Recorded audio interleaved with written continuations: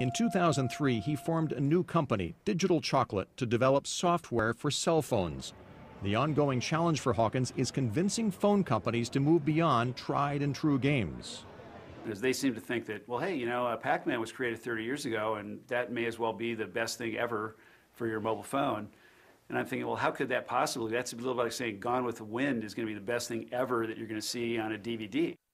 Hawkins' company has developed technology that allows cell phone gamers to not only play solo, but also to compete against each other. We think of it as a first-rate platform that's a completely new kind of platform, and you have to look for what's unique and different about it. So far, one of the most unique things about mobile gaming is who's playing. Women, and they're not just playing on cell phones. According to the Entertainment Software Association, more adult women play video games than boys 17 and under. And while the game industry itself is still male-dominated, there are exceptions, like Toby Solnier. After developing over 60 games, Solnier decided in 2005 to start her own development company in upstate New York. Within a year, she had 35 employees and 4 titles in the works for Nintendo. And the secret of her success? It's a game. So in the same way that, you know, people working in the company are working on making a game, I like working on making the company and trying to solve all those problems and pull it together. And that's really what I'm focused on creating. And I get just as much excitement out of doing that as you would get out of making a game. If you're like that, then this is a great industry because there's always challenge out there. And always, always dreamers, inventors, and hustlers to overcome those challenges. After all, the video game business was founded by visionaries. But even those pioneers are astounded by just how big the industry has gotten.